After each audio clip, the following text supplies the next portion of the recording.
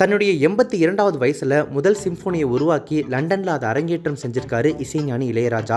இதன் மூலமாக இந்திய இசையமைப்பாளர்கள் யாருமே இதுவரைக்கும் செய்யாத ஒரு இமாலய சாதனையை அவர் படைச்சிருக்காரு அப்படின்னு சொல்லலாம். சிம்பொனி அரங்கேற்றிய தினம் தன்னுடைய வாழ்நாளில் மிகவும் முக்கியமானது அப்படின்னு அவர் கருதுறாரு. இளையராஜா சிம்பொனிக்காக தமிழகத்திலிருந்து புறப்படுறதுக்கு முன்னாடி அரசியல், சினிமா பிரபலங்கள் என பலரும் அவரை சந்தித்து வாழ்த்தியிருந்தாங்க. அதே போல நாடு திரும்பிய இளையராஜா அவர்களுக்கு ஒரு மிகப்பெரிய சிறப்பான வரவேற்பும் வழங்கப்பட்டது. இந்த நிலையில் தமிழ்நாடு முதலமைச்சர் மு.க. ஸ்டாலின் அவர்கள் இளையராஜாவின் திரை இசை பயணத்தை அரசின் சார்பாக கொண்டாட முடிவு செஞ்சிருக்கிறதா அறிவிச்சிருக்காரு.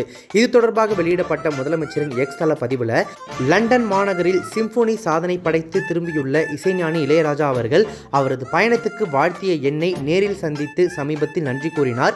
அவரது அரை நூற்றாண்டு கால திரை இசை பயணத்தை அரசின் சார்பில் கொண்டாட முடிவெடுத்துள்ளோம். ராஜாவின் இசை ராஜ்யத்தில் வாழும் ரசிகர்களின் பங்கேற்போடு இந்த விழா சிறக்கும் அப்படின்னு குறிப்பிட்டிருக்காரு.